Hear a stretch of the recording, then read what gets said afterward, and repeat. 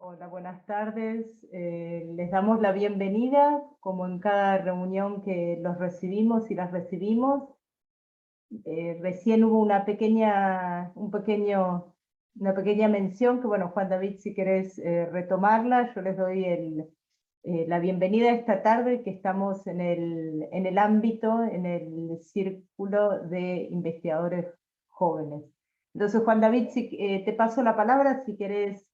Eh, entonces, retomar lo que estabas contando, y desde el centro, por supuesto, Fernando, te agradecemos que hayas aceptado a unos pocos días de irte con una beca, como nos contaste recién, a Suiza, a Fribourg. Eh, eh, Doble agradecimiento, o triple, cuádruple, como quieran. Ariel, le dejo la palabra a Juan para que pueda contar lo que estaba contando. Si no, si querés, lo contás vos mismo, pero si no, le paso la palabra a Juan David. Gracias. No, gracias a vos, Laura. Bueno, no, y también para no aburrir a los presentes, pero para que quede registro, feliz cumpleaños, Ariel, te queremos y te agradecemos, obviamente, por ser el impulsor y principal motor de todo esto y por darnos este refugio, digamos, de diálogo, de discusión, de comunidad, digamos, académica, investigativa. Así que gracias por tu vida, gracias por todo tu quehacer. Y bueno, agradecerle también a Fernando por aceptar la invitación, por acompañarnos. Fernando, igual, un gran amigo, así que, o sea, además de un estudioso muy serio y muy profundo, la verdad lo digo con conocimiento de causa, es una excelente persona y amigo. Y bueno, igual como las formalidades siempre son importantes a pesar de todo, yo les presento. Fernando es profesor, licenciado y doctor en filosofía por la Facultad de Filosofía y Letras de la Universidad Nacional de Cuyo. Su tesis doctoral versó sobre la procesión hipostática y el ingreso en sí mismo en la metafísica de Plotino sobre la diferencia absoluta. Ha sido becario de posgrado por la Confederación Suiza y docente invitado a tiempo parcial por el Departamento de Humanidades de la Universidad Católica San Pablo, acá en Arequipa, y se desempeña actualmente como docente efectivo del Departamento de Filosofía de la Universidad Nacional de Cuyo y como becario postdoctoral del Consejo Nacional de Investigadores Científicas y Técnicas de Argentina. Así que Fernando hoy día nos va a compartir algunas reflexiones que creo que ya han salido publicadas también eh, como artículo en torno a Heidegger y la hermenéutica de la serenidad. Así que mejor le dejo la palabra a él, que es el especialista, y a ver que nos dé un poco de serena luz en este asunto. Bueno, Juan, muchísimas gracias por tu presentación. La verdad que es un placer, es un honor compartir este momento con todos y todas ustedes. Le agradezco a Laura también la posibilidad de formar parte y de abrir, digamos, un espacio para la reflexión. Eh, Simplemente, más allá de todo lo que sería las cuestiones académicas del tema que hoy nos ocupa, a mí lo que más me interesa y lo que realmente me importaría es que estas reflexiones o esta meditación en torno a la Gelassenheit, a la serenidad en Heidegger, sea una ocasión propicia para que pensemos todos juntos, ¿no? Para que sobre todo que el momento posterior a la exposición, digamos, donde hayan preguntas, comentarios, debates, sea lo más fructífero de esta oportunidad, ¿sí? Yo he preparado un texto escrito, el artículo, esto, bueno, una cuestión desde la parte, desde el punto de vista genético del tema, les cuento un poquito hacia, a título anecdótico. Este tema, o el texto o el trabajo, nació como el producto de una reflexión que yo hice, o sea, que me propuse hacer en el ámbito de la pandemia, ¿no? Cuando empezó todo el tema de la cuarentena hace ya 2 años y meses, ¿no? En marzo del 2020. Yo cuando cursaba filosofía del lenguaje, cuando era estudiante, un estudiante feliz, digamos, lejos de todo el mundo burocrático de la parte universitaria, cuando uno es estudiante tiene la gracia y la dicha de poder, al margen del estudio y del cursado de las materias, poder leer los textos filosóficos y sobre todo disfrutarlos, ¿no? Tener el placer de no estar apresurado por los tiempos o la premura de las obligaciones. Y cuando cursaba filosofía del lenguaje, el profesor que teníamos aquí en la facultad, que todavía sigue siendo el titular de la cátedra, de esa cátedra, estábamos en el recreo tomando mate y fumándonos un puchito y dijo, chicos, ¿saben qué? La semana pasada leí la conferencia Serenidad de Heidegger. Esa fueron hace ya como 10 o 12 años de ese momento. Esa fue la primera vez que yo escuché que Heidegger tenía un texto que se llamaba Serenidad, ¿sí? Gelassenheit. Y dije, bueno, y eso quedó así, ¿no? Como en la parte de la memoria, ¿no? Nunca me topé con el texto, nunca lo busqué, nunca me tomé el trabajo digamos, de indagar sobre en qué consistía. Por cuestiones fortuitas de la vida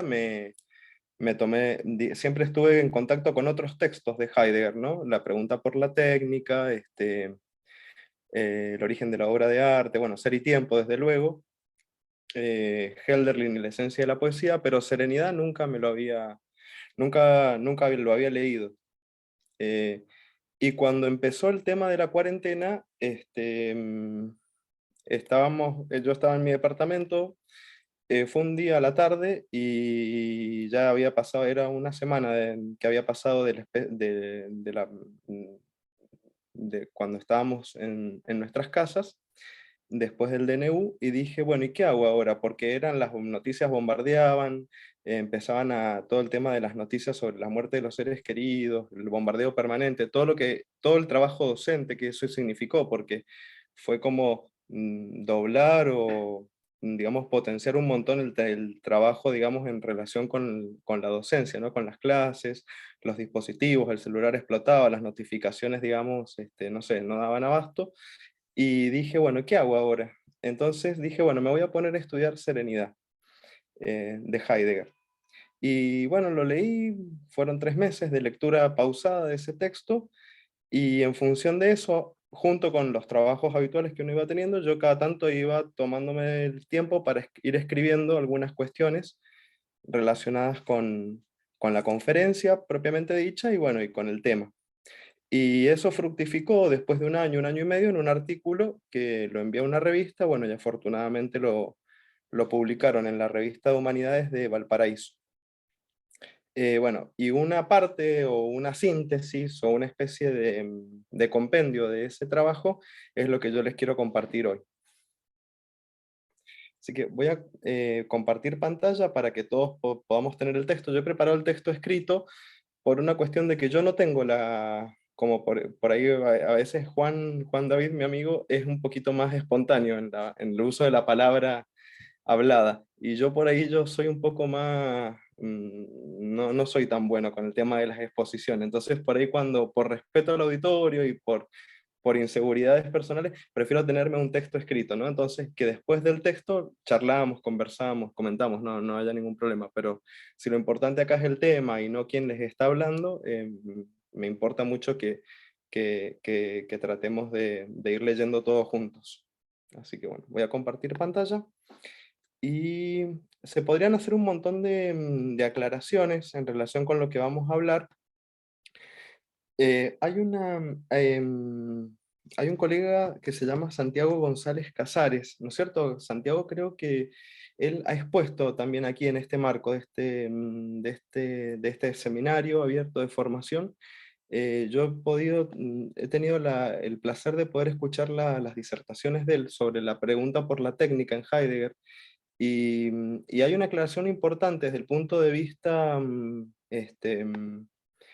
histórico o incluso contextual, que está bueno traerlo a colación, porque el mundo por así decirlo, el contexto en el que se sitúa Heidegger, o la pregunta que acompaña a la meditación heideggeriana, es la pregunta por la era atómica, ¿no es cierto? El horizonte histórico que acompaña la reflexión heideggeriana es el de la era atómica. y nuestra época, nuestro presente histórico, ha dejado de ser el atómico para pasar a ser el digital, ¿sí?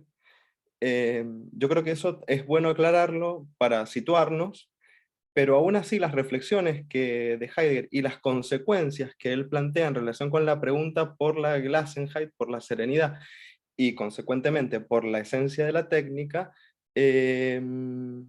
nos siguen dando que pensar en nuestro presente digital, ¿sí? En el cual ya, me acuerdo Santiago decía que el dispositivo ya ni siquiera está presente, o sea, el dispositivo ya está en dilución, digamos, en una especie de dilución, se está diluyendo porque ya no hay ni siquiera una relación objetiva con los dispositivos tecnológicos o técnicos.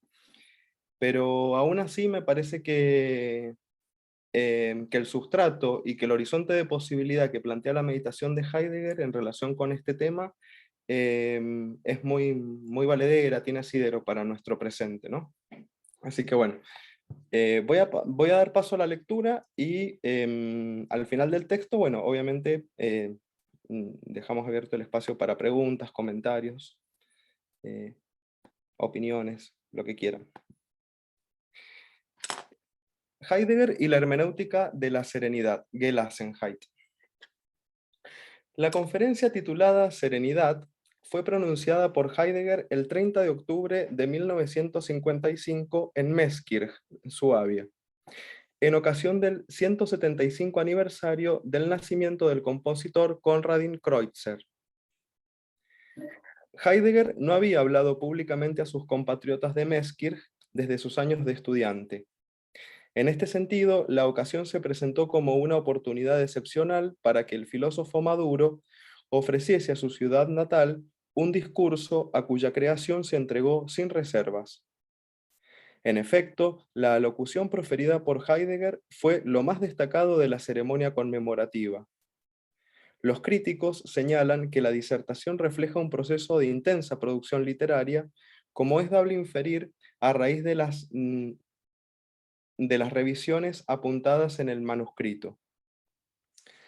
Por otra parte, la composición de ese texto significó un desafío importante, puesto que Heidegger debía dirigir unas palabras que fuesen inteligibles a un auditorio no avesado en temas filosóficos. En este sentido, la conferencia en su conjunto logra expresar un contenido de mucha enjundia mediante un lenguaje asequible. El hilo de la exposición se articula sobre la base de tres tópicos fundamentales: la cuestión de la tecnología, del habitar y de la serenidad propiamente dicha. Pese a los años transcurridos entre su aparición y el primer cuarto de este siglo, y aunque el planteo de Heidegger pueda resultar anacrónico para los individuos odiernos, el legado de aquel breve pero agudo discurso continúa vigente por su capacidad asombrosa para anticipar el comportamiento adoptado frente al dominio técnico. Bueno, yo he articulado la exposición en función de tres puntos fundamentales. Uno, el primero de todos, que consiste en dar cuenta del significado y el alcance semántico de la palabra serenidad, ¿sí? El segundo, sobre una reflexión sobre la condición de amenazante, incluso de violencia, que tiene el pensamiento calculador, que es tematizado por Heidegger y desarrollado, digamos, con cierto detenimiento en su conferencia. Y el último punto fundamental, una especie de lectura o de dilucidación sobre qué considera Heidegger que es la serenidad, ¿sí? En cuanto a ecuanimidad. Bueno, vamos con el primer apartado. La voz alemana empleada para intitular el escrito heideggeriano es la de Gelassenheit, que puede ser definida como, cito, un modo histórico actual de la mesura. Fin de la cita. Asimismo, el término mentado es susceptible de traducirse por los vocablos españoles de deshacimiento, desprendimiento o desapego respecto de los entes, no para prescindir de los objetos técnicos, sino para no dejarse apabullar por la explotación de sus recursos. En cuanto al sentido corriente de la palabra, el significado de Gelassenheit se inscribe dentro de la tradición de la ecuanimidad. cuyas expresiones amonestan por mantener una igualdad de ánimo ante las vicisitudes de la vida. De ahí viene la expresión latina equanimo esse, es decir, conservar el espíritu, el alma, conservar el ánimo de manera igual, de manera equitativa, ¿sí? De manera ecuánime, frente a los problemas o avatares de la vida. Es una expresión muy usada, sobre todo en la filosofía estoica, ¿no? Tanto la traducción francesa de Pro como la española de Brea Franco hacen valer este giro idiomático, es decir, traducen Gelassenheit por ecuanimidad. No es infrecuente que la serenidad evoque también un tipo de relación con el mundo más allá de la esencia de la técnica, la Gestalt. Más adelante vamos a hablar sobre este término tan complejo para Heidegger. La índole de esta relación, la relación con el mundo técnico y sobre todo con las condiciones de posibilidad del entramado técnico, Gestalt, se va gestando al calor de una experiencia del mundo no ceñida al dominio de la voluntad y la razón calculadoras.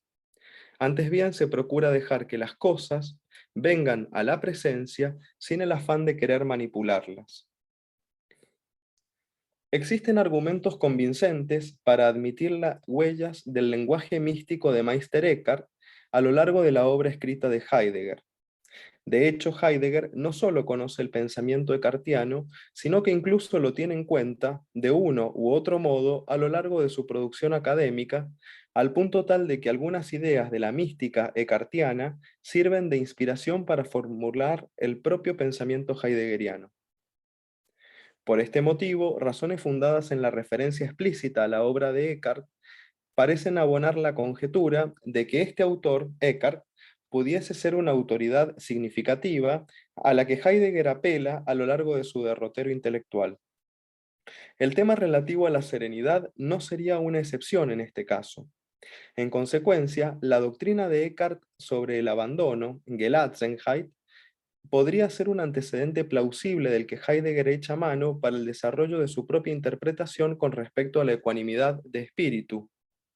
Sin embargo, los estudiosos reconocen que la hipótesis de una influencia directa es controvertida en la medida en que el horizonte que anima la mística del renano es diferente del que atañe a la meditación heideggeriana.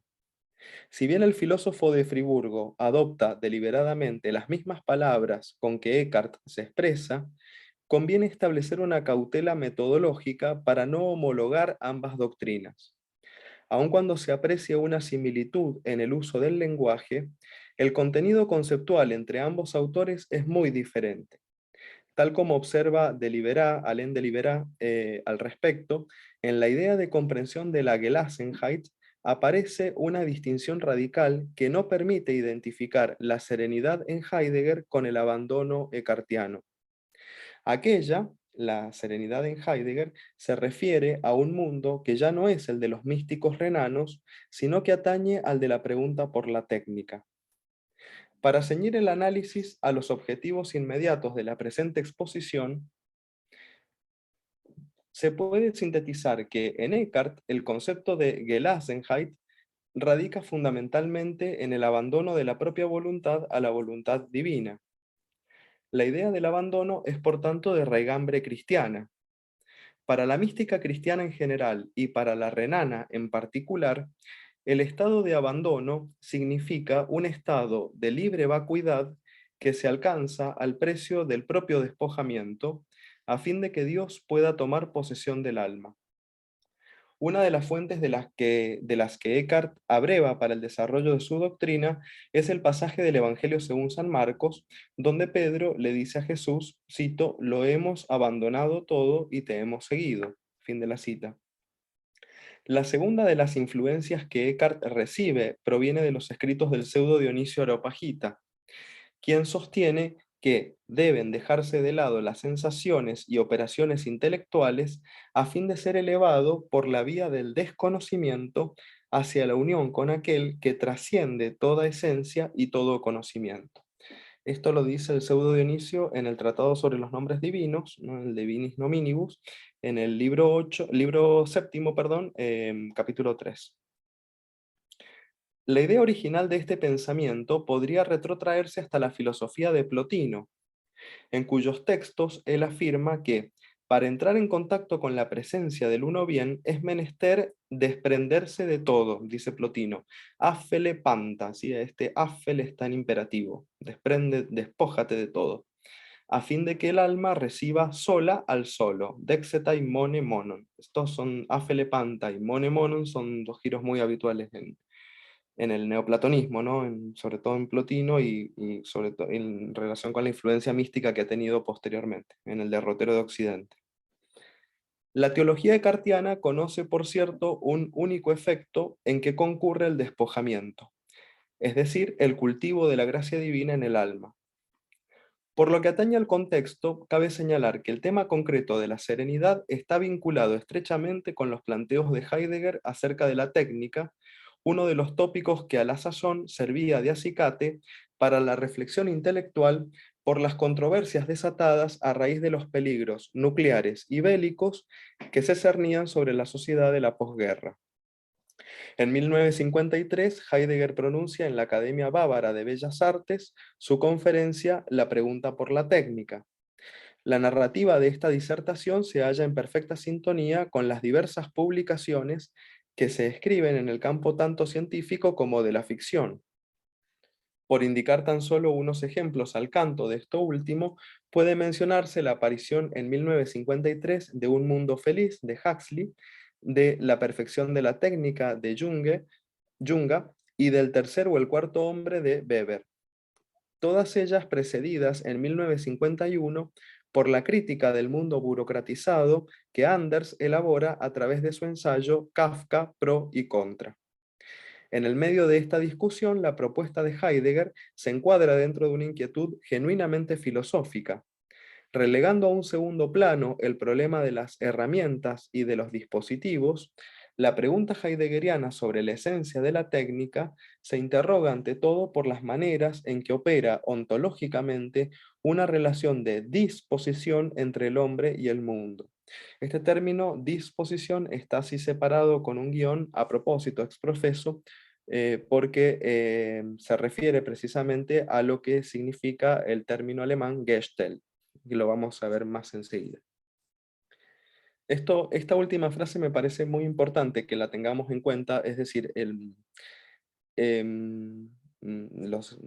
todos los especialistas, los estudiosos de Heidegger están de acuerdo en afirmar que la pregunta de Heidegger, el interés de Heidegger, el horizonte que anima su meditación, no es precisamente ni técnico ni antropológico, es decir, Heidegger no se preocupa, o el interés de Heidegger no radica tanto en dar cuenta de los dispositivos técnicos, de en qué consisten y en el entramado que constituyen para el mundo humano, para el mundo de la existencia, ¿no?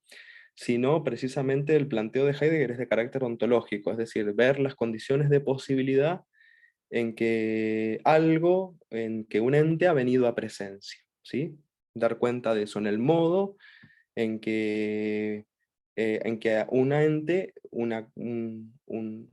sí, un ente, un útil, viene a presencia, viene a presencia. Podemos decir muchas cosas más, pero bueno, tengamos en cuenta esta primera reserva, ¿no? Esta primera afirmación. Pasemos ahora al análisis de lo que Heidegger, digamos, medita o reflexiona en relación con el pensamiento calculador que va exponiendo en su conferencia. Es por cierto innegable el alcance en materia de investigación experimental que ha podido granjearse desde los descubrimientos favorecidos por el Renacimiento hasta los días actuales. Nadie osaría declarar a viva voz que hoy por hoy no sea factible disfrutar tanto de los medios como de los beneficios que el progreso científico ha logrado implantar.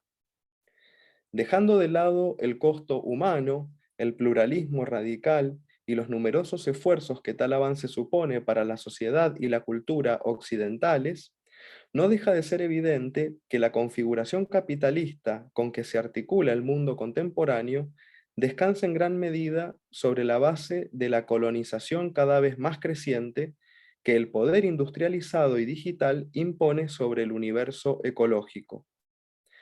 El incremento económico contante y sonante caracteriza con creces la imposibilidad de desligarse de buenas a primeras del pasado moderno precedente, ni mucho menos de desacreditar la labor tecnológica como si se tratase de una maquinaria de ingeniería destinada al fracaso. De allí que la meditación heideggeriana considere que la esencia de la técnica no engloba ya un conjunto ingenuo de utensilios. Se trata antes bien de un comportamiento fundamental que el ser humano entabla consigo mismo, con los demás, con su propio modo de pensar y con el mundo donde actúa. Si bien el uso de los aparatos tecnológicos no priva al hombre de su libertad, el problema de la posesión radica en el grado de importancia atribuido a los numerosos instrumentos que van poblando cada día la jornada cotidiana y van privando, por tanto, del sosiego indispensable para una vida apacible. En este orden de ideas, una de las conclusiones que plantea el discurso de Heidegger consiste en advertir una amenaza que se tiende sobre el ser humano en su cualidad de autóctono. Esta característica se opone a la de apátrida por su vínculo ineludible con el pueblo natal.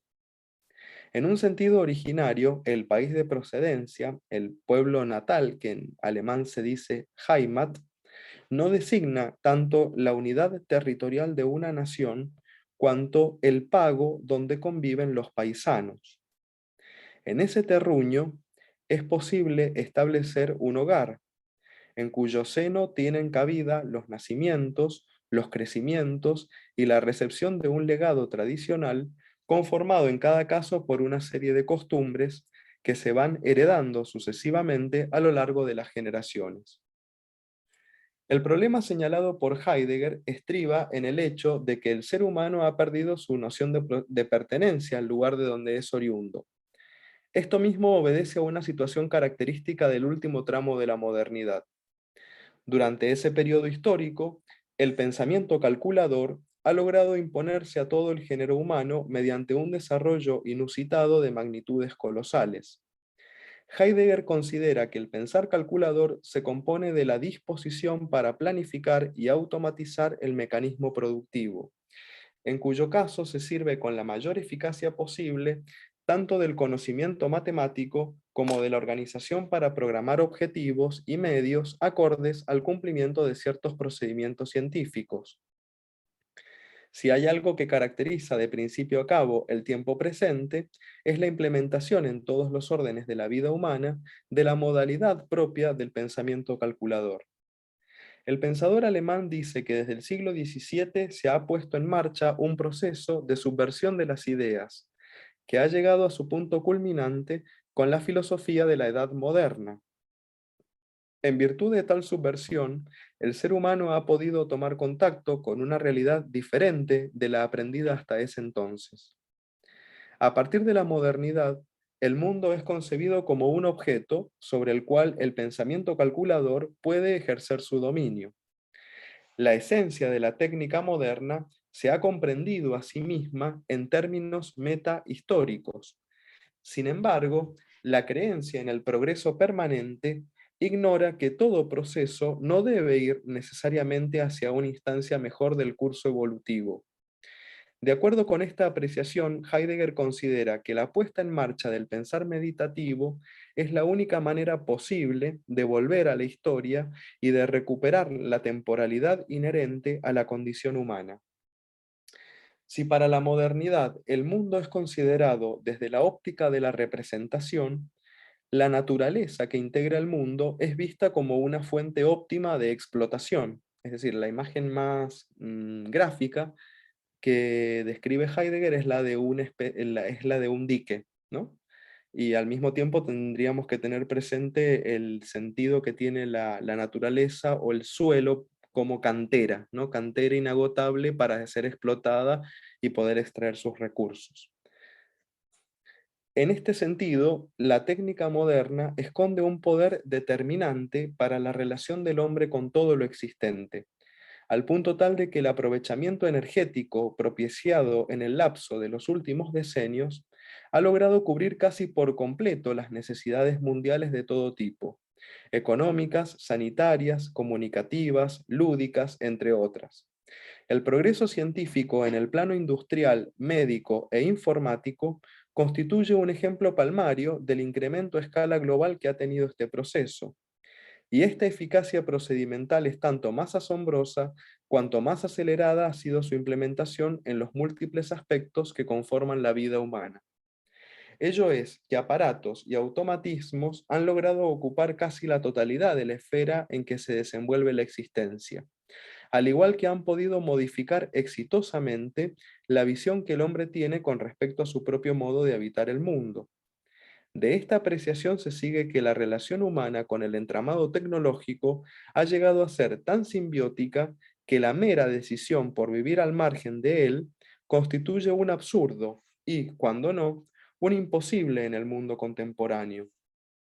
Es cierto que hay excepciones, pero en líneas generales, la experiencia muestra fehacientemente que la nueva presencia de la vida online trasciende fronteras, razas, religiones, ideologías, edades y condiciones socioeconómicas. Es una especie de universo paralelo que se desarrolla la mayor parte del tiempo con independencia de la vida biológica. Sin embargo, preguntamos, ¿todo este desarrollo en apariencia positivo conlleva un beneficio para el género humano? Heidegger afirma que el tiempo presente se caracteriza por ser pobre en pensamientos. Dado que la exploración va en aumento, el pensar que acompaña este desarrollo tiene la forma de un pensamiento especializado. Este pensamiento se basa en el cálculo, cuya disposición necesita satisfacerse con nuevos resultados. De allí que la pobreza de pensamiento se refiere a la situación instrumental adoptada por el ser humano cada vez que abandona el pensar reflexivo y lo reemplaza por un pensar calculador. A raíz de tales observaciones, es posible distinguir entre el pensar calculador y la meditación reflexiva. Aquí, ahora, justo ahora me estoy acordando de el tema, la pobreza, ¿no? El tema del término pobre. Si mal no me equivoco, si no me equivoco, aquí yo creo que Heidegger está jugando con la ambigüedad o con incluso el aspecto paradojal que tiene el término pobreza. Aquí dice, claro, el pensamiento calculador es un pensamiento pobre, pero en la Carta sobre el Humanismo, Heidegger dice que el pensar reclama la pobreza del pastor, ¿sí? La pobreza del pastor, porque si el lenguaje es la casa del ser, el pensar que habita en esa casa o que cobija esa casa tiene que ser un pensamiento que no aspire a la riqueza o a la especie de, a la especie de el aumento exponencial, ¿sí?, de sus posibilidades, sino a la pobreza del pastor. Entonces, en ese aspecto, el pensar pobre, el pensar meditativo, tiene otro sentido, ¿no? Heidegger creo que le gusta jugar con esas cuestiones. En definitiva, la posibilidad extrema del pensamiento calculador termina empobreciendo la existencia humana, eso porque la termina convirtiendo en un engranaje más de los dispositivos, o del mecanismo de que constituye el dispositivo, cuyo entramado final es la Gestalt, ¿sí? Pero bueno, es decir, termina poniendo el fin en lugar del medio, termina mediatizando el fin.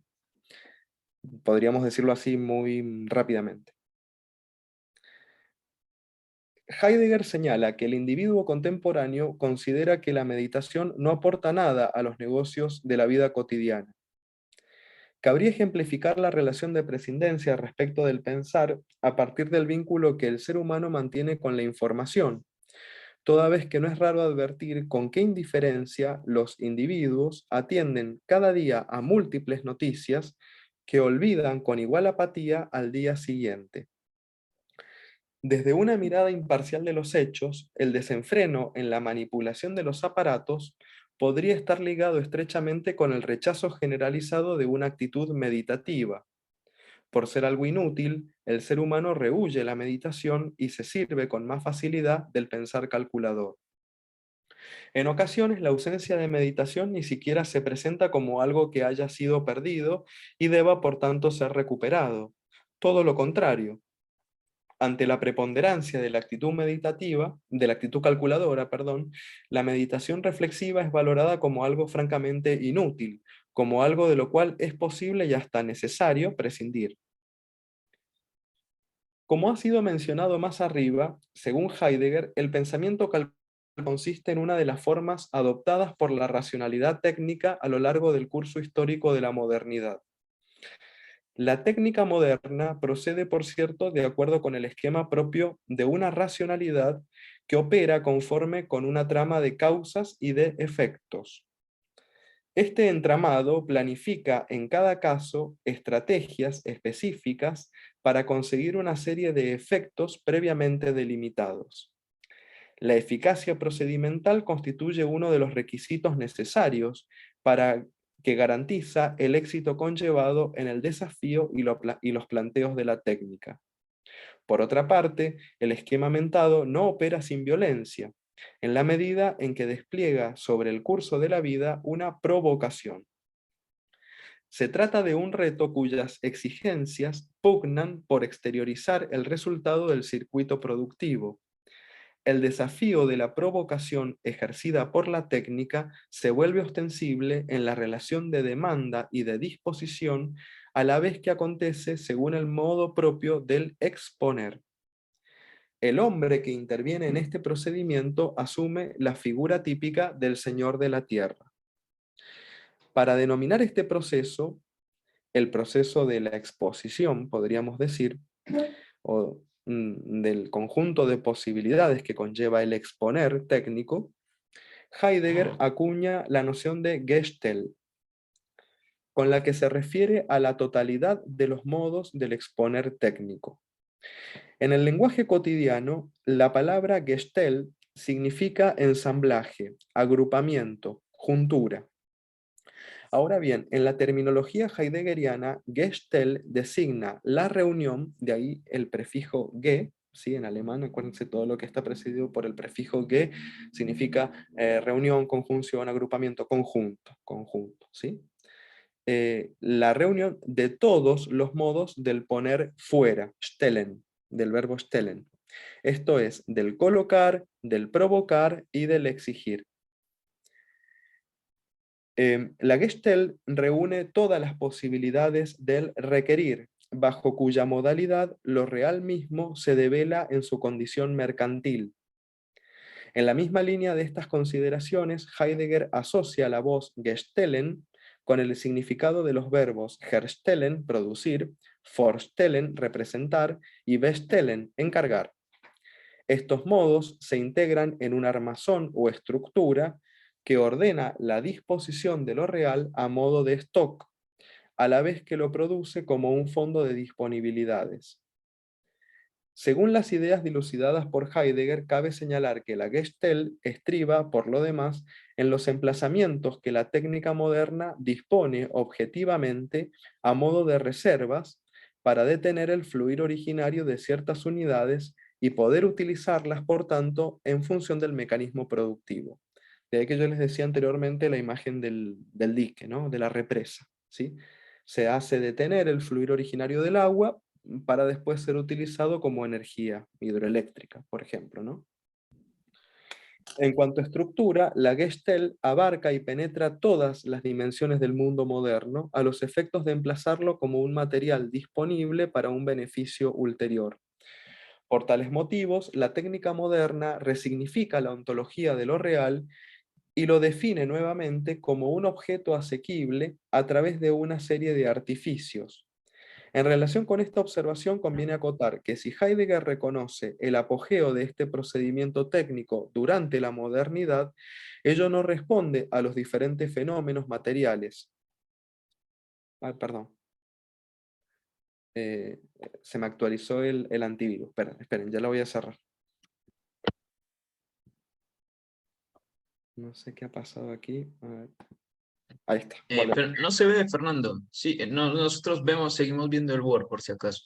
Ah, listo, perfecto, entonces. Bueno, buenísimo. a mí me parecía una actualización del antivirus, y, cuestiones de la técnica, digamos. Bueno, prosigamos. En relación con esta observación, conviene acotar que si Heidegger reconoce el apogeo de este procedimiento técnico durante la modernidad, ello no responde a los diferentes fenómenos materiales, como podría ser el avance de la industria, la creación de máquinas y otros descubrimientos similares en el plano del desarrollo científico. Esta nueva relación, es decir, lo que considera Heidegger no es desde un punto de vista descriptivo, ¿sí? o historiográfico del devenir de la modernidad, sino que esta nueva relación con el mundo se debe a la misma época, por ser precisamente condición de posibilidad propia de la técnica. Es decir, no es la modernidad la que ha provocado la técnica, sino que es la técnica la condición de posibilidad de la época moderna. La técnica susodicha es un modo ya decidido de interpretación del mundo que determina no solo la disposición y distribución de los diferentes medios materiales, sino también toda actitud del hombre en relación con sus posibilidades. Todo ente es dispuesto, capturado y ensamblado a través del tamiz de la técnica. El ente convertido en producto se entrega así como lo disponible, de modo que la Gestalt se afirma a sí misma en cuanto a un valorar que, al fin y al cabo, no entraña sino el acto de calcular el ser de algo de acuerdo con sus posibilidades de reproducción. En cuanto disponible, el ente se conecta con una voluntad demandante que lo reclama y que es a su vez reclamada por él. Este ente es mercancía, recurso humano sujeto al cálculo que asegura la disponibilidad del control. El valor del cálculo y de voluntad se asocian junto con la técnica que se manifiesta entonces bajo la forma de una voluntad de poder. Como sistema de dispositivos, la Gestalt impele al Dasein a efectuar el desocultamiento del mundo como disposición asequible para la utilidad, que se identifica con el poder de lo calculable en la producción, del consumo y de la demanda de control. El ente en su totalidad es ordenado como dispuesto por la Gestalt, que provoca al hombre a un hacer salir en el modo del solicitar. Por consiguiente, el sujeto acaba convertido en materia prima de los procesos de producción. El Dasein queda así dispuesto en el dispositivo como objeto de demanda y de planificación, es decir, como un engranaje más de la cadena que se tiende a partir de la correlación entre causa y efecto. Inmerso en el complejo de un mundo en el que la técnica ha producido su desarrollo más notable, el ser humano participa así de un procedimiento tal que se ha convertido en un modo extremo de la poiesis, en cuyo caso ha sucumbido ya la unidad griega originaria que existía entre arte y poesía. A lo largo de este camino unidimensional, el Dasein ve cómo su apertura se cierra en tanto demandante de lo dispuesto, disponiendo técnicamente la posibilidad incondicionada de producirlo todo. La usura de todas las materias primas, incluida la del hombre, está determinada en lo oculto por el vacío total en que el ente se haya suspendido. De allí que la perspectiva heideggeriana conduzca hacia la idea de la técnica como destino o envío, Geschick, que se proyecta sobre el todo de la historia del pensar occidental, entendida como la historia del olvido del ser. El dispositivo o armazón, Gestalt, adquiere prontamente las características de un sino, de un destino, es decir, de un modo de destinarse el ser al Dasein. A un destino semejante no le corresponde la fatalidad histórica. Se trata de un a priori ontológico que apunta a un estar dispuesto en libertad, a un protegerse y a prestarse, por tanto, al cuidado. Eso lo podemos conversar y dialogar después. Como todo, también con muchos términos en Heidegger, la cuestión del exponer, ¿sí?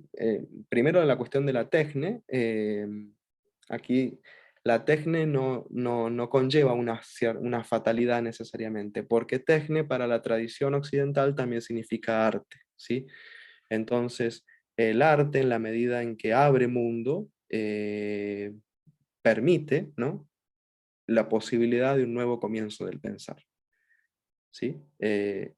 Si la historia del pensamiento occidental, y sobre todo la historia de la metafísica, ha sido la historia del olvido del ser, porque ha pensado el ente y no el ser, o ha pensado el ser del ente, mejor dicho, ese modo de destinarse el ser al Dasein, en su, digamos, desocultamiento respecto de la técnica, el ser, a la vez que ha sido desocultado, a la vez también se ha amparado, se ha protegido, ¿sí?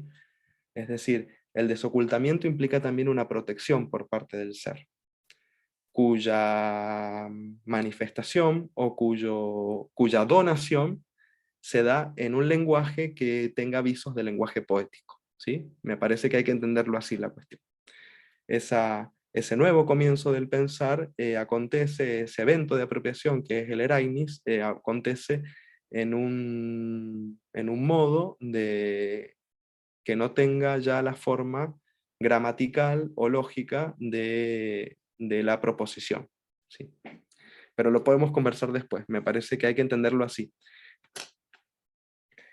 Retomo un poquito la lectura del último párrafo. A un destino semejante, ¿sí?, el que implica precisamente el modo de destinarse el ser al Dasein y en el derrotero de la historia occidental como historia de la metafísica o historia del ser del ente, del olvido del ser, no le corresponde la fatalidad histórica. Se trata de un a priori ontológico que apunta a un estar dispuesto en libertad, a un protegerse y a prestarse, o sea, disponerse, prepararse, por tanto, al cuidado. Como rasgo constitutivo del ser del hombre, el cuidado, y esto ya ha sido visto en Ser y Tiempo, se distingue respecto del afán cotidiano por lo inmediato. Lo misional del caso, lo destinal del caso, acontece como apropiación del ser en un pensar que pueda cobrar la forma del conmemorar. Y con esto vamos al último punto y después a las conclusiones. El sentido heideggeriano de serenidad como ecuanimidad. Heidegger señala que la falta de pensamiento se debe a un proceso que corroe el meollo espiritual del hombre. No se trata de un simple estado que pueda evitarse o bien reemplazarse por algo distinto, sino que responde a un proceso que difícilmente se puede impedir debido al desenlace histórico implicado en su propio desarrollo. El hombre rehúye la posibilidad de pensar. Lo curioso del caso es que él no confiesa abiertamente su actitud fugitiva, sino que la encubre. Rehúsa el pensar, pero no reconoce tal negación. Se trata de una situación que no se quiere admitir. ¿Por qué motivo? Porque el simple hecho de reconocerla implicaría aceptar su responsabilidad en el abandono del pensar, en la opción por un camino que va corrompiendo su propia interioridad al relacionarse con el pensar como si se tratara de un instrumento técnico, que puede utilizarse y dejar de hacerlo según el gusto personal. A pesar de todo lo dicho, Heidegger afirma que la ausencia del pensar no conlleva necesariamente una catástrofe para el género humano. Aun cuando tenga una connotación negativa, tal situación abre la posibilidad para que algo nuevo aparezca. Mientras la capacidad humana de pensar quede en pausa, el desarrollo de un nuevo comienzo, para el desarrollo de un nuevo comienzo, no será posible deshacerse sin más de la condición reflexiva, incluso se la necesitará. Solo porque el ser humano posee la capacidad de pensar, y puesto que el pensar le corresponde en su esencia, el ser humano puede quedar falto de pensamiento, estar carente de esa disposición y sentir nostalgia de ello. Heidegger señala que es fácil y hasta lógico prescindir de una meditación reposada en un mundo entregado al frenesí de la acción productiva. Sin embargo, el peligro que amenaza al hombre del presente consiste en la posibilidad fundamental de que en un futuro no muy lejano el pensamiento calculador sea la única opción viable en el marco de un mundo conquistado por los aparatos tecnológicos. Ante la astucia del pensamiento calculador, la meditación quedaría descalificada, sería vista como una acción perimida, de allí la tarea por mantenerla despierta. El filósofo explica que en la meditación basta con demorarse en lo más próximo, sin abandonarse a otro objeto diferente, atender a la consideración de lo propio. No se trata de mantener la reflexión como si se conservara un cadáver, sino de comportarse con el pensar como la savia que durante el invierno desciende hasta la raíz para proteger el todo de la planta. Si bien el fruto que nazca luego pertenecerá al mismo árbol, no por ello será una repetición incesante de lo mismo. El camino hacia lo próximo, de ahí también lo relacionamos con lo que dijimos anteriormente, lo que significa precisamente el término Heimat, ¿sí? La palabra Heimat, el pago, ¿sí? La condición de patria, la patria, precisamente el terruño donde se vive, ¿sí? Que es un término anterior, cuyo sentido es mucho anterior a los términos de nación, de Estado, etc. ¿sí? El camino hacia lo próximo es siempre el más largo para el hombre, por ser el más arduo, el que reclama mayor transparencia y honestidad consigo mismo. Es el más difícil por tratarse de un camino que obliga a concentrar la mirada en aquello que no siempre parece concordar consigo mismo. Por tales motivos, la opción heideggeriana no pretende consagrar o desacreditar de manera inmediata el empleo de la técnica. Con una lucidez meridiana, Heidegger deja en claro que el peligro no se halla en la existencia instrumental de aparejos, sino en la significación que cada uno les atribuye. El peligro consiste en el hecho de que la revolución de la técnica llegue a fascinar al hombre, deslumbrarlo y cegarlo en un grado tal que un día el pensar calculador termine por ser el único válido. De todas maneras, a pesar de todo el panorama desolador descrito a lo largo de su opúsculo, el filósofo no se muestra pesimista ante la situación del presente, puesto que propone una alternativa para estrechar lazos con el mundo sin que ello implique entregarse por entero al servicio del dominio técnico. Dice que sería absurdo o propio de un necio negar sin más la presencia y la utilidad de los descubrimientos tecnológicos. El mundo actual depende de tal manera de los objetos técnicos que muchas veces se cae en una relación de servidumbre con respecto a ellos. Sin embargo, esa caída puede ser revertida. En efecto, el ser humano tiene en sus manos la posibilidad de servirse de los objetos técnicos y, pese a su conveniente utilización, mantenerse tan libre respecto de ellos que él mismo se quede en relación de indiferencia frente a ellos. Esta última actitud conlleva que el hombre esté desasido de tales aparatos o bien que cultive un desprendimiento tal que le permita utilizar los diversos objetos, ponderarlos en su justo valor y comprenderlos de acuerdo con el sentido y los límites de su propia utilidad. Ni más ni menos. Este comportamiento no entraña establecer una suerte de simulacro del deshacimiento, sino encarnar el compromiso de una ecuanimidad auténtica frente al toma y daca de los beneficios tecnológicos. Ello consiste en valorar los múltiples aparatos como algo que no atañe en lo más mínimo a lo propio de la existencia humana. Al tenerlos como si no se los necesitase, se trata de decirles que sí cuando se los requiere y decirles que no cuando planteen exigencias que deformen, confundan y trastoquen la serenidad propia. De esta manera, la relación con el mundo técnico queda en libertad y se vuelve por lo mismo mucho más sencilla y tranquila.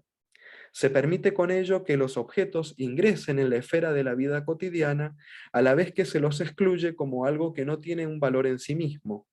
En este último caso, se los hace consistir en lo que realmente son, cosas cuyo sentido último no tiene un valor absoluto, sino relativo a su uso práctico.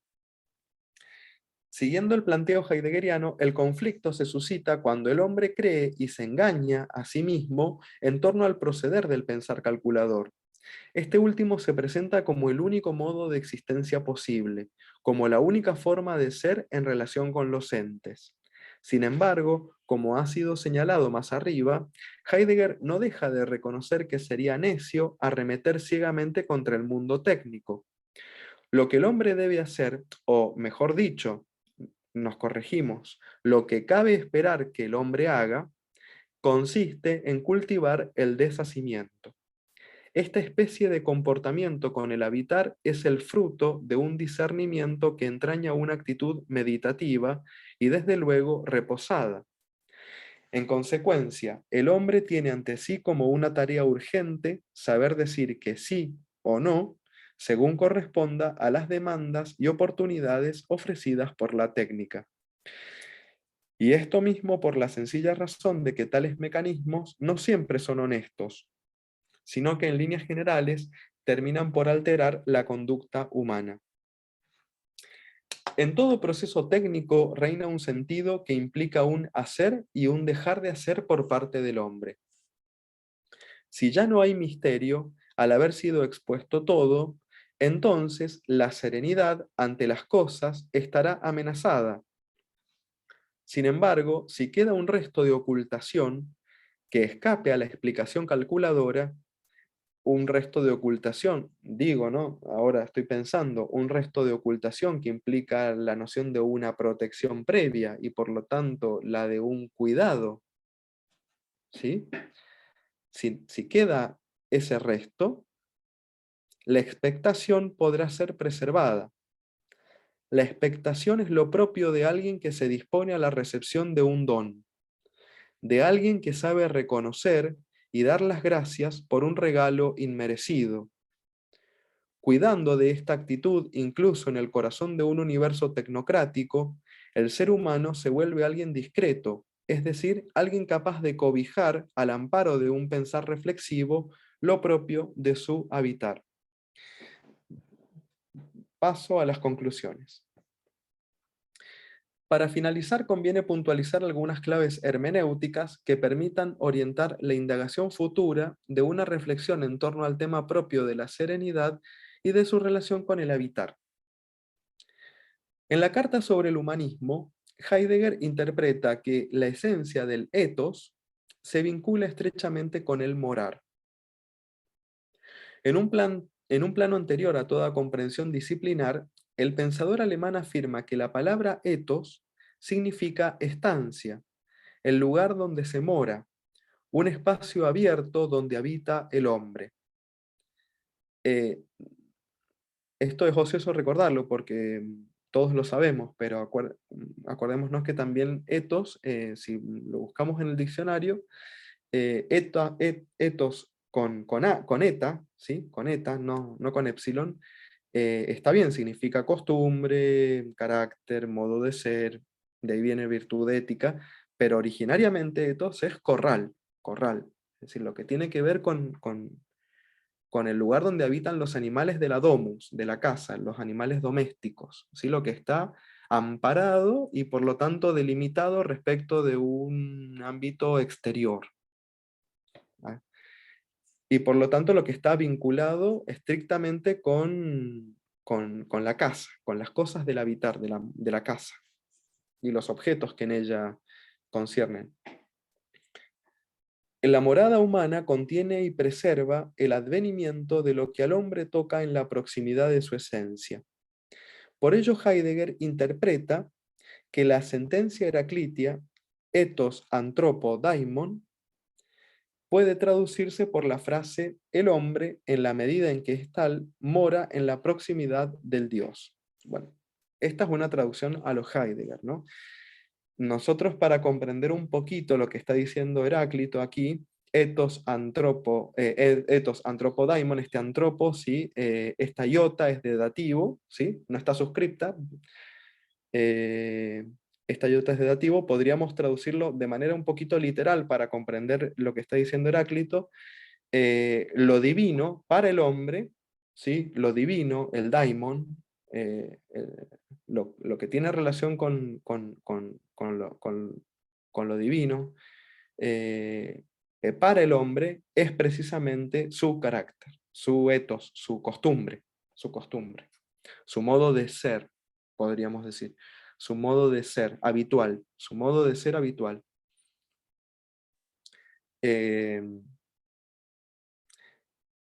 Heidegger está pensando en algo muy profundo acá, que tiene consecuencias en relación con la serenidad. Vamos a ver por qué. El sentido del morar permite advertir a su vez que la palabra mansedumbre es una de las formas, permite advertir a su vez que la mansedumbre es una de las formas más apropiadas para cultivar una especie de comportamiento proclive al sosiego. La posibilidad de enlazar la pregunta por la serenidad con el sentido originario comprendido en las voces de morar y de mansedumbre, se ve confirmada en principio por el significado etimológico del término léxico mansuetudo. Es el término latino que designa mansedumbre, ¿sí? Mansuetudo, derivado de los vocablos mansues y suesco, es decir, mansues es lo que permanece, manso es. Y suesco, lo habitual, es decir, lo que está, si lo juntamos, mansuetudo, mansues y suesco, lo que está acostumbrado a permanecer. Podríamos traducirlo así en términos hermenéuticos. En virtud de estos términos, se forma la locución latina muy famosa mansuetum est ad manu venire suetum, es decir, lo acostumbrado y por lo tanto lo apacible, mansuetum, lo apacible es, podríamos decir así, es lo que está al alcance de la mano, es decir, lo acostumbrado a venir a la mano. Así se traduciría literalmente. Lo apacible es lo acostumbrado a venir a la mano, es decir, lo que está al alcance de la mano, lo que se ha hecho habitual, lo que se me ha hecho propio. Mediante este enunciado se denomina aquella remisión de cosas pertenecientes a la esfera doméstica, eso que está circunscripto dentro de los límites de la casa, en cuanto se muestra disponible para el habitar. Puedo seguir, se me siguen ocurriendo cuestiones aquí. Contra la noción moderna estrictamente expansionista o colonialista, ¿sí? La propuesta de la serenidad es la propuesta de la casa, la propuesta del terruño, ¿sí? Una propuesta que es pobre como el pastor, que tiene que ver con el corral y por lo tanto con todo lo que estamos tratando de deslindar aquí, que subyace al término mansedumbre y por lo tanto en su relación con la Gelassenheit. ¿Sí? Esto es una lectura que me ha surgido a mí como reflexión del texto de Heidegger. No quiere decir ni que esté correcta ni errónea, me parece a mí que es un fruto de una meditación, pero también me gustaría escucharlos a ustedes para ver qué opinan, si están de acuerdo o no, si ven que se puede aceptar o no, mejorar, o incluso va por otro lado completamente diferente. La palabra mansuetudo denota la forma propia del vivir que el sosiego ampara, puesto que dispone para un recogimiento en torno al habitar. En la medida en que el hombre se comprende como un ser capaz de afincarse en un suelo concreto, puede volverse agradecido con el ámbito que hizo posible el desarrollo de su existencia. Lo nómade, en cambio, no mora. Puede establecer momentáneamente un sitio, pero no habitarlo, porque no se siente deudor de un arraigo primordial. Lo nómade es apátrida. A la luz del vínculo esencial trazado entre el permanecer y su disposición habitual, que es designada originariamente con la palabra latina de mansuetudo, se puede acceder a una comprensión más clara de lo que Heidegger profiere con respecto a la Gelassenheit y sus consecuencias para el morar humano. Para Heidegger, la posibilidad de la historia se funda en la pregunta por el ser, a cuya donación el pensar se abre bajo la forma de una meditación. De modo que la meditación estriba en uno de los giros que el pensar adopta para comprender cómo se ha interpretado la donación del ser en una determinada época. Así las cosas, la posición heideggeriana aboga por la posibilidad de recuperar con el mundo y la naturaleza algún tipo de relación que no sea de índole técnica. Heidegger solo se limita a rechazar todo planteo concluyente ante cualquier intento de responder mediante proposiciones de cuño categorial. La meditación, en cuanto tal, es previa a toda modalidad lógica. El yerro de incurrir en una respuesta sistemática conllevaría uno más de los tantos infortunios que el pensar ha padecido tras someterse a las seducciones del entendimiento calculador. Heidegger sostiene, por cierto, que una relación no animada por el modo de ser de la técnica atañe en realidad no tanto a dar un paso más en la historia de la metafísica, cuanto a dar un paso hacia atrás, es decir, un orientarse más acá en el vínculo con el mundo propiamente histórico. ¿Qué hacer entonces? Ante semejante pregunta solo cabría esperar, una espera que no tiene visos ni fatalistas ni nihilistas. Se trata de un saber aguardar que promueve el no querer allí donde el poder de la voluntad busca querer de manera indefinida, ya sea el progreso, ya sea la conservación inerte de las formas históricas perimidas. Este nuevo giro del pensar meditativo se llama serenidad. La serenidad estriba entonces en no querer nada en particular. En otras palabras, la Gelassenheit heideggeriana solo busca querer el no querer lo que la modernidad ha vuelto posible y, no queriéndolo, aguardar con paciencia un nuevo comienzo del pensar cuyo acontecimiento apropia el ser en el decir que conmemora, esto es, en el agradecer. Bueno, dejo de compartir pantalla. Así que esto es todo lo que tengo para compartir con ustedes. Ahora me gustaría escuchar sus reflexiones,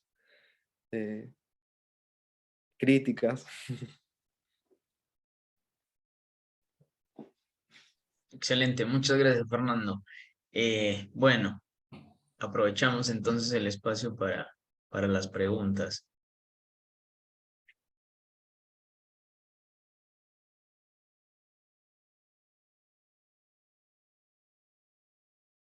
Sí, Omar, adelante, por favor. ¿Qué tal? ¿Cómo están? Pues bueno, felicidades por organizar este tipo de eventos, me parece muy valioso. El Asenheit era una conferencia que, no me acuerdo cuánto, pero casi 15, 20 años atrás conocí yo y había muy poca disposición de platicar por la misma comunidad lectora de Heidegger, ¿no? Porque había mucho, bueno, la obra es muy vasta.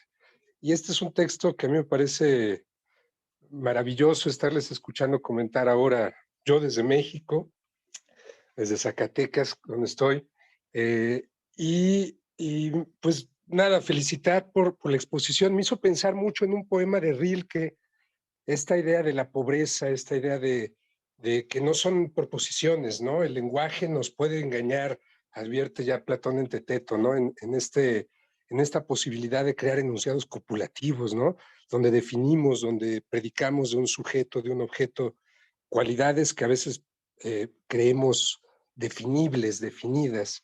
Y bueno, Heidegger en esta conferencia, como has dicho de manera clarísima, y creo que yo no pretendo aportar más que este recordatorio del poema de Rilke, nos dice con tanta vigencia hoy, ¿no?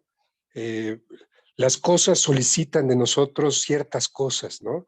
Las cosas, los celulares, las máquinas, el ajetreo que interesaba tanto a Heidegger, nos solicita pensar de qué manera también se nos escapan las cosas como misterio, ¿no? No como objetos enunciables sobre los que podemos predicar algo, insisto, sacar utilidades, aprovechar, sino como algo que ante todo también, por supuesto, tiene su misterio. Me permito, disculpen que no encendí mi cámara, estaba cocinando todavía para mis hijos y mi mujer que está por llegar. Ya subí, ya apagué la estufa Y bueno, les quiero compartir el poema de Rilke, nada más, y ya, cierro mi micrófono. Prendo mi cámara, saludos, y quiero acá mismo en esta pantallita abrir donde lo tengo. Dice, tengo miedo a las palabras del hombre, lo dicen todo tan claramente. Esto es un perro y aquello es una casa. Y aquí está el comienzo y allí está el final.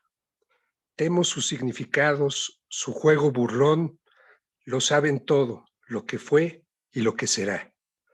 No hay montañas asombrosas ya. Su jardín y sus bienes lindan con Dios. Quiero estar alerta siempre y resistir. Aléjense. Escucho con gusto el canto de las cosas. Si las tocan, se quedan rígidas y mudas.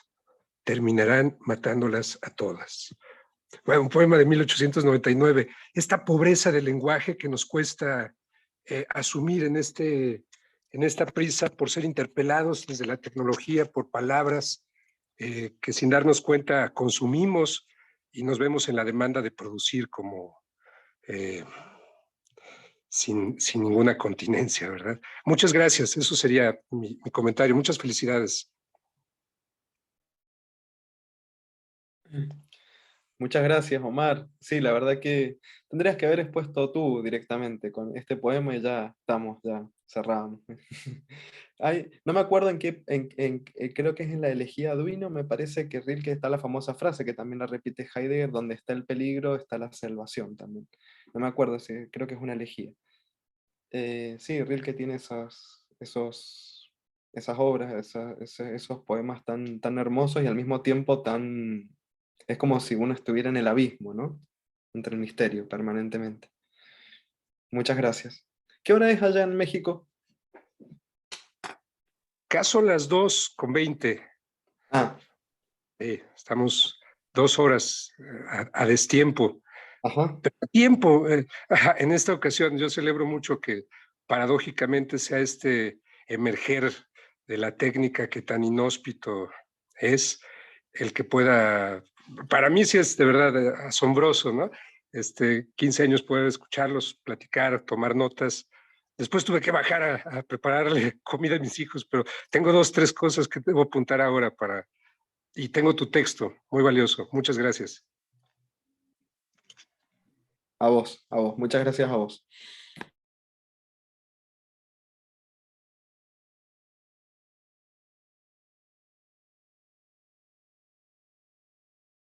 Fernando, bueno, Laura. muchísimas gracias. Es solo una consulta.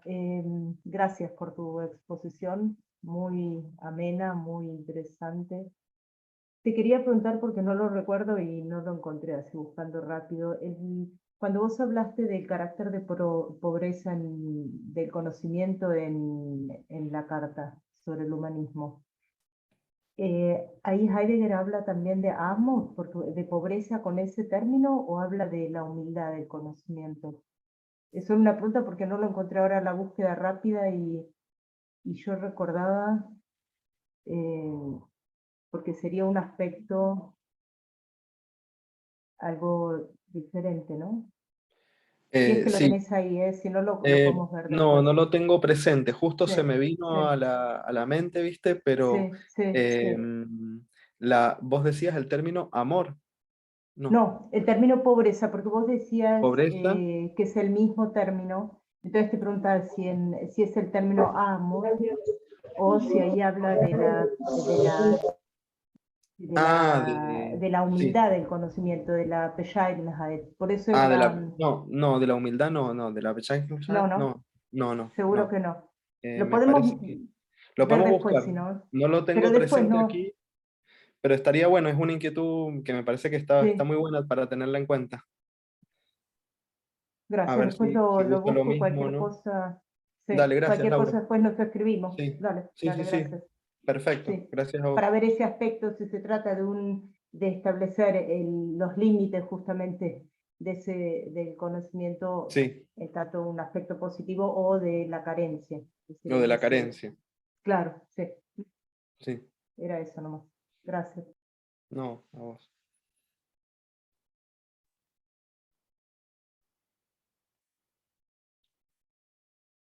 Fernando, ¿puedo hacerte una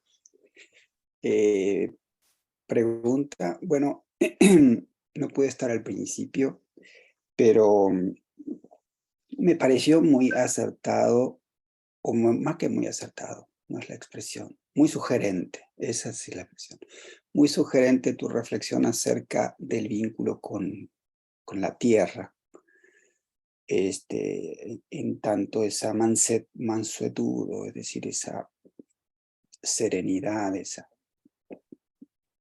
esa concordia, ¿no? También nace de tener un suelo propio, ¿no? Y en tu reflexión decías que, creo entender lo que quieres decir, que el nómade no tiene patria. Y ahí es que viene mi pregunta, ¿no? O mi observación, lo que yo me pregunto a mí mismo, ¿no? Que si no hay un suelo espiritual más importante que el lugar, que el territorio concreto, y que eso es la patria de uno. Si uno repasa la vida, o la historia mejor, de algunos pueblos o culturas nómades, uno ve que en muchos de ellos hay sin duda un claro deseo de encontrar una tierra propia. Está clarísimo en el pueblo de Israel, en la historia del pueblo de Israel, la búsqueda de ese territorio propio. Sin embargo, hay algo más que une al pueblo judío.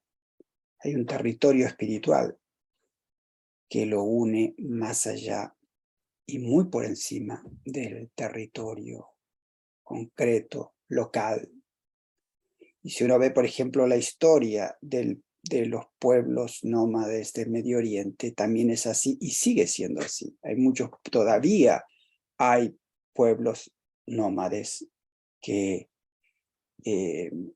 viven así y que consideran así su vida, porque consideran bien así su vida. ¿Por qué? Porque esa patria es un suelo espiritual, ¿sí? Y yo creo que en ese sentido es que Rilke decía, la verdadera patria, o nuestra verdadera patria es la infancia, ¿no? En algún sentido, en esta dirección. Por eso quería preguntarte qué pensás de esto mismo, porque si no, condenaríamos a la experiencia nómade a ser apátrida, y creo que eso es el concepto que hay que pensar un poco, ¿no? ¿Qué significa tener una patria y qué significa ser apátrida? Y te cuento, y con esto termino, te cuento una experiencia de un amigo. Tengo un amigo, fue profesor de la universidad, fue secretario general de nuestra universidad mucho tiempo, hace muchos años se fue a vivir a Europa. Él es de familia eslovena. Y siempre me contaba que su padre y su madre tenían en el pasaporte, es decir, en el documento escrito, apátrida.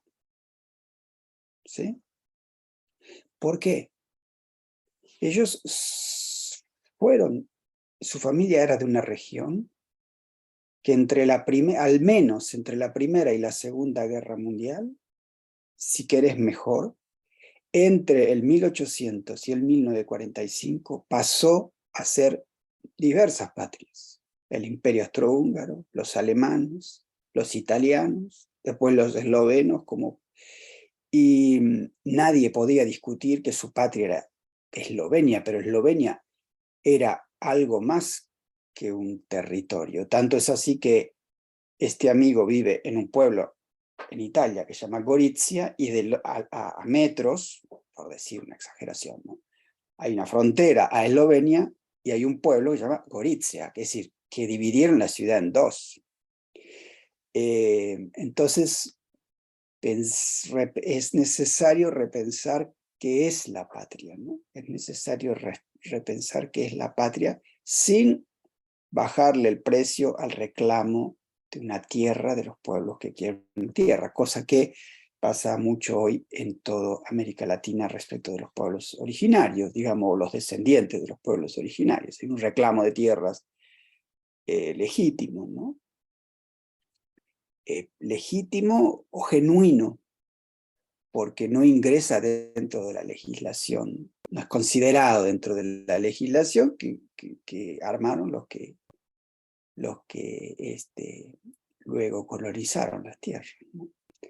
Entonces esta idea me parece muy interesante lo tuyo, que esa mansuetudo, esa construir la propia habitualidad del vivir, y que en eso se encuentra la serenidad, en el despliegue de la vida, tiene que ver con un suelo, pero mi pregunta es, ¿pero no será que ese suelo fundamentalmente es un suelo espiritual?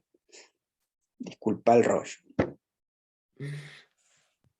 Bueno, Carlos, muchísimas gracias por tu aporte y la verdad que sí, yo te confieso así de buenas a primeras, que quizás lo he utilizado un poco de manera inconsciente el término, y de manera un poco apresurada, y no con todas estas connotaciones que vos le vas yo creo que tan apropiadamente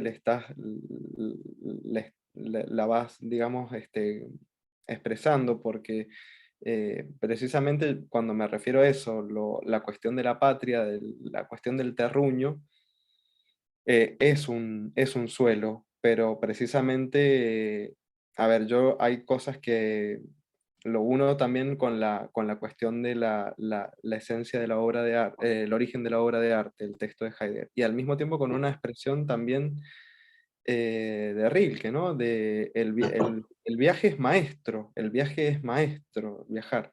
Entonces, no nómade en el sentido, como vos precisamente lo decís, de estos pueblos que realmente tienen precisamente un suelo espiritual que en el mismo tránsito está permaneciendo y les va marcando su cultura a pesar del paso del tiempo, ¿no? Y a pesar de sus distanciamientos locales.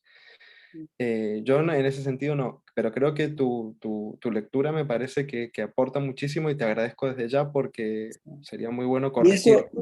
Y eso, no, bueno, Es el suelo para espiritual lo que vos le la, decís. Uno sigue siendo de su patria, incluso aunque esté exiliado en otro ámbito, ¿no? O sea, pero sigue perteneciendo, exacto. porque hay toda una herencia que tiene que ver con la tradición, creo yo. O sea, me parece, con el conjunto de creencias, de tradiciones, de modos de vivencia, que no necesariamente están ligados a la tierra concreta, ¿no? Sino a los modos de haberse acostumbrado a vivir en un territorio común. Pero no sé. Sí, y digo, más aún también pensarlo en Heidegger, porque él hace caso omiso, y te advierto que no me monto a esa crítica desaforada al compromiso nazi de Heidegger, de ninguna manera. Pero parecería por momentos que él hace caso omiso a que Alemania quiso ocupar toda Europa. Sí. Y que no solamente eso, sino que Alemania, muy previo a Hitler, tuvo colonias en África. Hay un libro de Wettin, el escritor, que rescata eso y que nadie quiere. En Alemania nadie quiere recordar ese pasado colonialista de los alemanes, digamos, ¿no? Entonces, creo que es un tema muy interesante lo que has presentado, ¿no? Y da mucho para pensar, ¿sí? Y obviamente que entendí claramente que lo estabas pensando en esa dirección, pero no es porque es necesario pensar el suelo, ¿no? Porque es necesario pensar el arraigo. Sí. ¿Sí? En un Me mundo acabo de acordar de tanta un gente texto. desarraigado, ¿no? Sí, Dime. Está el texto este breve que es tan hermoso, el de Heidegger mismo. O sea, desde ya lo de la crítica contra el nazismo y también yo estoy en la misma línea. Santiago González Casares decía que, por ejemplo, que Heidegger fue nazi, pero los textos de Heidegger no son nazis, o sea, hay que ir a los libros. Entonces, y hay mucho debatido sobre ese tema. Hay un texto de Heidegger muy cortito que me parece que es muy hermoso y que viene a cuento de esto, lo de paisaje creador, ¿por qué permanecemos en la provincia? Cuando él va describiendo todo lo que significa estar en la cabaña, en la Selva Negra. ¿Por qué permanecemos en la provincia y no vamos a Berlín, a la capital, ¿no es cierto? Por ejemplo. Tiene que ver con esto, me parece a mí. Sí, claro. Pero perdón, te interrumpí, Carlos. Vos estabas diciendo algo más. No, no, creo que en esa dirección, ¿no? Creo que en esa dirección, ¿no? Y creo que Heidegger era consciente de que esto, ¿no? Es decir, los alemanes, hay un poeta alemán de la posguerra que fue oficial del ejército alemán como médico en la Primera y Segunda Guerra Mundial, que reconoció siempre que él votó al Partido Nacional Socialista, pero que al poco tiempo era médico y escritor, poeta, uno de los grandes poetas dicho no por mí, por Gadamer, que es Gottfried Benn. Y él, bueno, después los nazis lo hicieron echar de la Asociación de Escritores, le prohibieron publicar, y después al final de la guerra tuvo que también soportarlo al revés, ¿no? La acusación de haber sido nazi por haber sido oficial del ejército, ¿no? Y en realidad lo que lo salvó del nazismo fue que un profesor de él lo haya permitido que reingrese al ejército como médico, ¿no? Porque lo había sido de muy joven. Lo que quiero decir es que él habla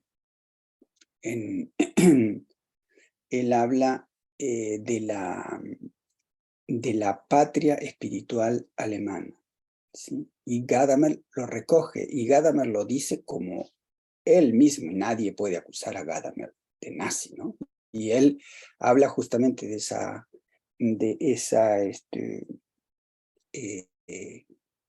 patria espiritual alemana, ¿no? Sí, yo creo que, y fundamentalmente incluso, bueno, ser alemán es mucho más seguramente Laura puede decir más de esto, pero hay una comunidad de lo alemán que excede la hoy República Federal Alemana, que tiene que ver con la cultura, con sus matices, ¿no? Los austríacos no son lo mismo que los suizos alemanes, pero hay una comunidad de la lengua y hay una comunidad espiritual ahí, nada más. Sí, tiene Horacio la mano levantada, solo un agregado, y es que al tener en alemán dos términos para lo que nosotros solemos entender por patria, que uno es Heimat y el otro es el Vaterland, cuando yo hace mucho, no importa eso, cuando uno estudia el término Heimat y cómo se utiliza justamente en el periodo en el que se constituyeron los estados nacionales, es decir, y luego en el periodo del romanticismo, no es lo mismo que el Vaterland. Y justamente Heimat es allí donde uno se siente en casa, es donde está el sentimiento de lo que es Heimlich, lo que es en casa. En cambio, el Vaterland, la patria donde uno nació, el lugar, digamos, el país donde uno nació, puede ser la Heimat o no. A veces se puede pensar en castellano justamente así, hablando de país y de patria. Pero lo interesante es ver eso, que esa comunidad a la que aludía recién Carlos se da, en principio podríamos decir, en muchos aspectos a través de la lengua, es decir, primero el lenguaje, pero después de la lengua también, que es esa lengua común y con cada especificidad. Es donde nos entendemos también, claro, en ese sentido, Eso donde es me lo que, pueden claro. escuchar y yo puedo hablar, donde hablamos lo mismo, en ese sentido, sí. Y para seguir con Rilke, bueno, podríamos mencionar ese poema tan bello y tremendo que empieza diciendo, no necesitas comprender, verstehen la vida. Y después, bueno, continúa diciendo, es como solamente en tanto adultos insistimos en entender la vida, y ahí este verstehen se está refiriendo a esa comprensión propia del conocimiento, del intelecto, y después sigue diciendo, solo si actuamos o si nos ponemos en la postura de un niño que deja que la vida le suceda, es que comprendemos la vida y dejamos que nos lleve como el viento lleva bueno, por supuesto que el poema de Rilke es más bello de ¿Qué lo que estoy poema es, contando, ¿no? Laura? ¿Qué poema es? Se llama Tu musst das Leben nicht verstehen, no tienes que comprender la vida o no tenés que comprender la vida. Y como ese muss, como una exhortación, diciendo no hace falta que comprendas la vida. Y después sigue con esta,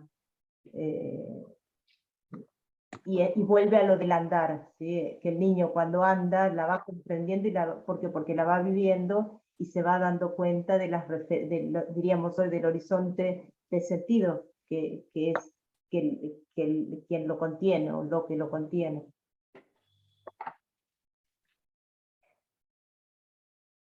Estabas vos, Horacio, perdón. Horacio levantó la Me mano colé, por... sí, me colé.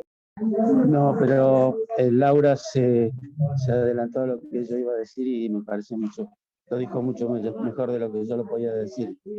Que a mí me parecía que el lenguaje... ¿Viste, Horacio, eso de que el que parte y reparte se queda con la mejor parte? ¿Viste? Claro. Yo quería Eso decía mi decirles abuela. que me parecía que era el lenguaje lo que... yo creo que no sé si yo interpreto bien que también lo dice Heidegger, ¿no? Enamorada del ser. Que el lenguaje ha sido siempre para los alemanes, me parece también, algo tan poderoso como la Heimat, porque durante una época yo creo que siempre fue bastante difícil establecer los límites del terruño alemán ahí en el centro de Europa, tan movido durante todos los siglos de su existencia, ¿no es cierto? Así que lógicamente que si bien uno escucha hablar de la Heimatland, también es verdad que el idioma los ha unido profundamente, ¿no? Pero yo quería decir otra cosa, que el pensar calculador, ¿no? Es un pensar, digamos, qué sé yo, por ahí deficitario, ¿no es cierto? Yo creo que lo que quería preguntar es ¿cuándo el hombre pudo pensar? ¿Cuándo pudo pensar el hombre?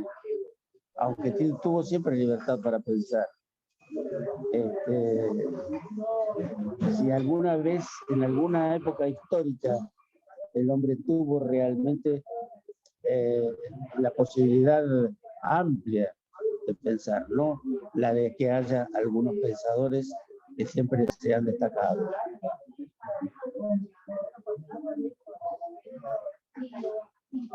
Nada más.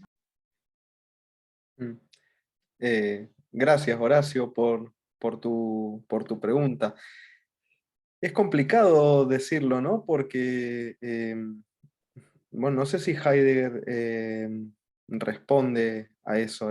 Por eso él también va, a ver, a partir de las lecturas que yo he hecho, me parece, no sé, también los demás con el resto de los participantes lo podemos discutir o incluso ampliar la conversación. Yo lo que te podría llegar a responder es que él, por ejemplo, va hacia él prefiere la figura de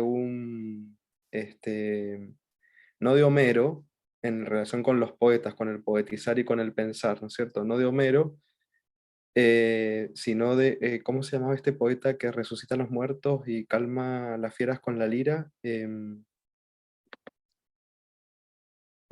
me pueden ayudar, se me acaba de ir el nombre, Orfeo, de Orfeo, ¿no? No de Homero, sino de Orfeo.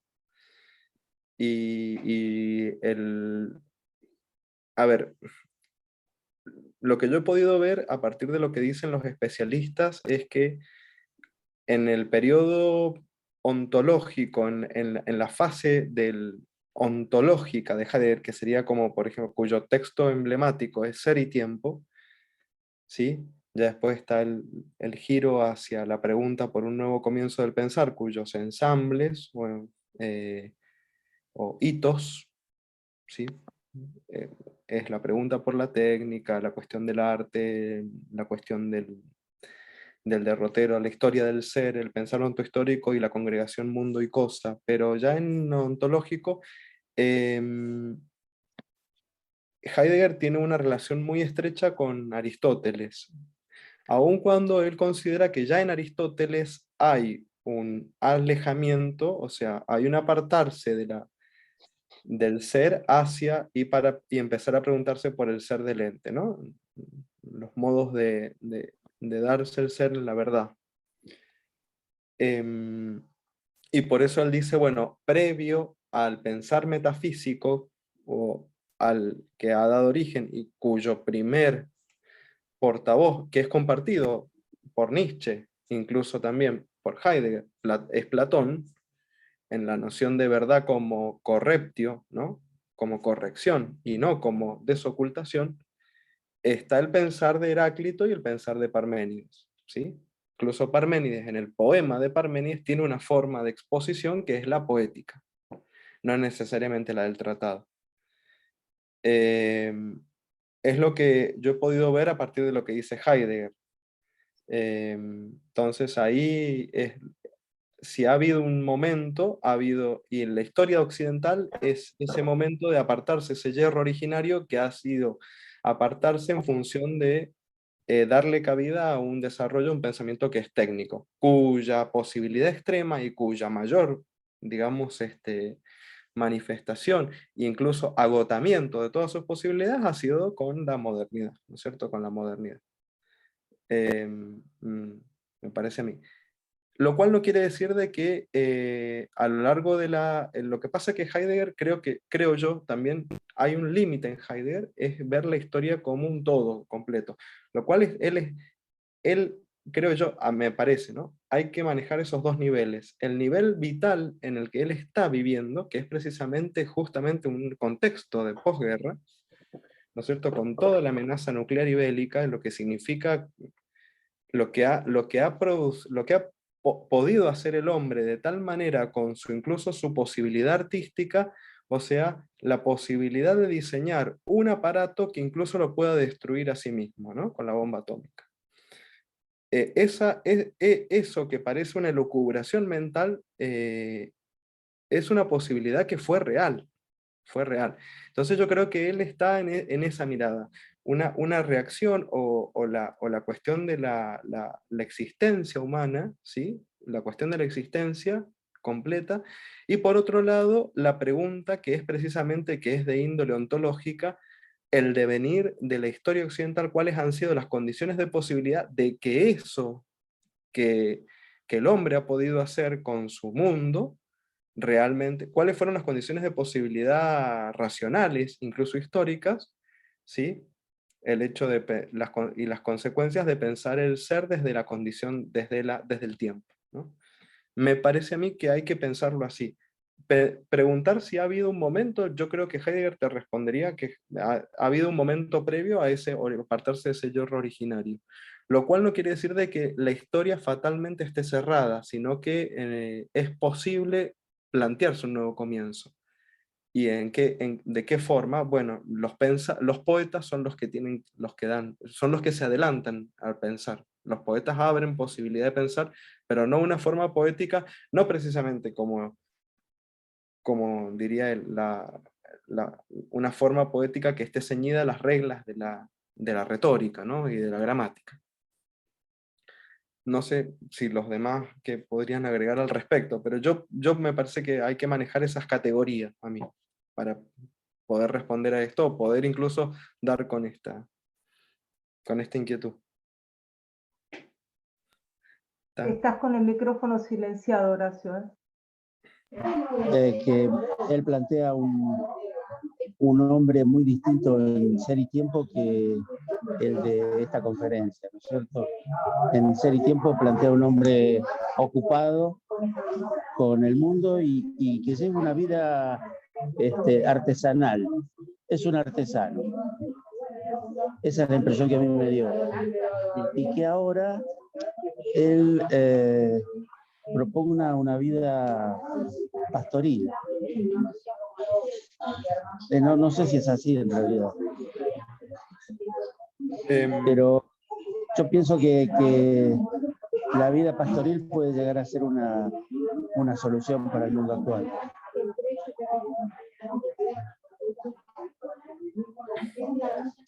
Sí, no con lo que tiene de...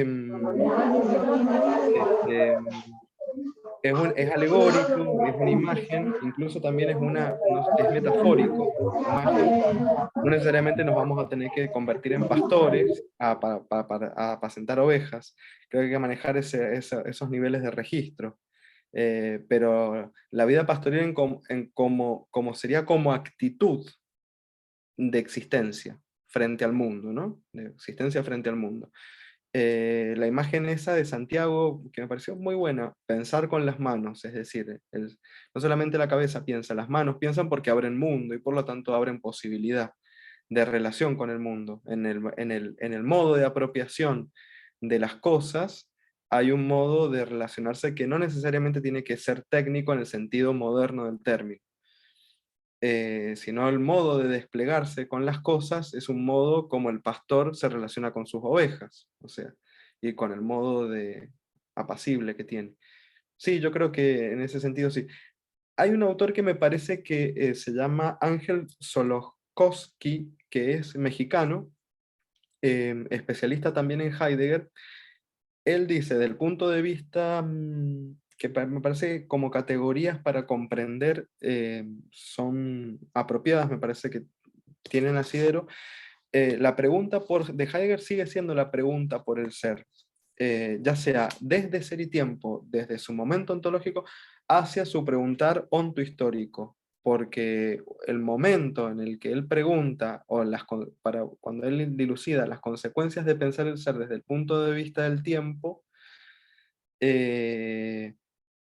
hay un horizonte ahí que es el de la historia del ser y el de la reunión de mundo y cosa. Pero la pregunta fundamental sigue siendo la del ser, por más que vaya tematizando en el último periodo de su vida o en el periodo de madurez, diferentes temas que parecieran que son compartimentos estancos o conceptos inconexos, pero sino que son engranajes o hitos que hacen a la pregunta fundamental, que es la pregunta por el ser. La técnica, el Ereignis o incluso la cuestión de la Gelassenheit, son cuestiones que tienen que ver con la pregunta por el ser, ya sea en su dimensión de la historia del ser y su relación con la técnica, la Machenschaft, y la pregunta por el ser en la reunión de mundo y cosa desde la Gestalt. Creo que me parece a mí, como para ver un hilo, si bien podemos decir hay un primer Heidegger, un segundo Heidegger, un tercer Heidegger, yo creo que Heidegger sigue siendo él el pensador, por más de que en Ser y Tiempo hay un momento de su pensamiento o hay unas preguntas que tienen que ver necesariamente con categorías que con su encuentro con Husserl y con la fenomenología trascendental, que después son dejadas de lado o incluso repensadas, me parece a mí, repensadas desde el punto de vista de la poética. Al final. Gracias. No sé. Gracias a vos, Horacio. Solo un comentario muy breve para pensar el concepto que vos denominaste la era atómica, es interesante leer o ver por YouTube o como tengan la oportunidad la obra de teatro en la que se encuentran Niels Bohr y Heisenberg, que se llama Copenhagen. Ahí está muy clara toda esa querella, esa discusión de justamente el rol de lo que es la energía atómica, pensando en la bomba atómica, pero en ese contexto de la guerra, ¿no? Y del nazismo, y cómo los científicos nazis, cómo el nazismo tiene claramente el propósito de echar es decir, de liquidar, digamos así, vernichten a los científicos judíos, y bueno, pero para dar como un poco de marco a esto que mencionaste como la era atómica, ¿no? Sí. Perfecto, muchas gracias. Estoy leyendo vieron que se han cumplido 100 años del Ulises, de Joyce. Estoy leyéndolo ahora. Es tremendo. También desde el punto de vista de la literatura de época, ¿no? Bueno, Rilke, fines del siglo XIX, principios del XX, pero 1922, Joyce. Es como si Gamerro lo decía eso. Es como si a Leopoldo Bloom le hubieran metido una grabadora en la cabeza, ¿no? Entonces, todo desde el punto de vista de la exposición narrativa, lo que hace una experiencia de expropiación también, ¿no es cierto? Es muy difícil de leerla, no sé, el Ulises. Es muy complicada. Bueno, muchas gracias, Fer. Gracias por el tiempo, gracias a todos por participar, por sus preguntas. Nos iluminan a los menos versados sobre, sobre Heidegger y la obra tan vasta, digamos, y todas estas cosas que seguramente habrá que seguir pensando. Gracias a Carlos también por llegar, por compartir con nosotros, a Laura siempre por acompañarnos y abrirnos el espacio. Y bueno, no sé si hay ya algo más que Laura quiera agregar. Yo, por si acaso, a nombre pues, del grupo de la coordinación, les agradecemos mucho y los invitamos para para el próximo encuentro que ya lo estamos preparando y ya está definido, ¿no? Entonces pronto les haremos llegar también las piezas de difusión. Bueno, muchas gracias Juan David, muchas gracias Fernando también, y a todas y todos los que nos acompañan, y aprovechamos para recordarles que mañana, una hora antes, es decir, no a las 13, perdón, no a las 3, es decir, a las 15 como siempre, sino a las 14, vamos a tener la presentación de You the New de la Universidad de Nantes, así que anoten ya en sus agendas una hora antes, conéctense a las 14, y bueno, compartan con todos quienes tengan cerca esta presentación de mañana, que va a ser realmente muy interesante, sobre la experiencia, qué significa experiencia, qué entendemos por experiencia hermenéutica. Y el jueves la presentación de Alejandro Vigo. Bueno, esténse atentos a las invitaciones que les mandamos, porque les tomamos asistencia, si no pierden el premio. Pierden el presentismo. No podemos promocionar la materia, sino... No, les descontamos, como a los docentes, cuando no cumplen claro. el presentismo, les Claro, descontamos. Bueno. Ahora ahí preguntan si es el mismo link. No, tienen la invitación, por eso es verdad esto, esténse atentos y atentas a las invitaciones, porque cada reunión tiene un enlace distinto. Entonces por eso es que los bombardeamos tanto, perdón el término, con invitaciones y recordatorios.